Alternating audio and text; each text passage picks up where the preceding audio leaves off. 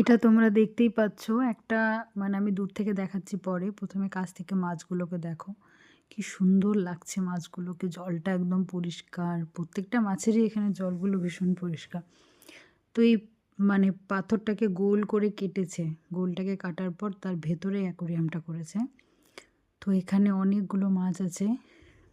তো এই দেখো, দেখতে পাচ্ছ কি সুন্দর করে গোল করে। এই চারি সাইডে পুরো গাছ আছে। মানে গাছগুলোকে রেখে কি সুন্দরভাবে এটা তৈরি করেছে, আমি শুধু তাই ভাবছি। এখানে অনেকগুলো মাছ আছে। আর এই যেগুলো হচ্ছে ছোটো ছোটো ছোটো, এগুলো তো ভীষণ ভালো লেগেছে আমার। খুবই সুন্দর, দেখো কি দারুণ লাগছে দেখে মাছগুলো। তো এটাই লাস্ট পার্ট। এরপরে একটা আন্ডারগ্রাউন্ড ওয়াটারের আমরা গেছিলাম। ওটাও তোমাদের সঙ্গে শেয়ার করব।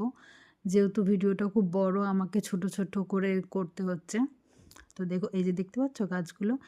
এই যে আরেকটা, এটা দেখো, গাছের শিকড়টাকে মিডিলে রেখে, দাঁড়াও দেখাচ্ছি। তার আগে এই মাছগুলো একটু দেখে নাও। এখানে অনেক ধরনের মাছ আছে, অনেক ধরনের মাছ। তো কি দেখো কি সুন্দর, কি মানে সামনে থেকে না দেখলে বুঝতে পারবে না। অসাধারণ লাগছিল দেখে জাস্ট চারিদিকটা। এই যে দেখতে পাচ্ছ, এটা হচ্ছে একটা গাছের মানে গুড়ি বলা হয় না, ওটাকে মিডিলে রেখে তার ভেতরে জল দিয়ে কি সুন্দর একটা অ্যাকোরিয়াম তৈরি করেছে। আর উপরে পুরো গাছের পাতাগুলোও আছে। দেখতে পাচ্ছ কি সুন্দর লাগছে এই যে পাতাগুলো। অবশ্য ভেতরটা অন্ধকার। আর এই যে একটা বড় মাছ পেয়েছি। এর মুখটা কেমন ছুঁচলো ধরনের, তাই না? তোমাদের জানা থাকলে বলবে। আসলে এখানে যেই মাছগুলো দেখছিলাম, সকলের নাম কি সব লেখা ছিল ওখানে।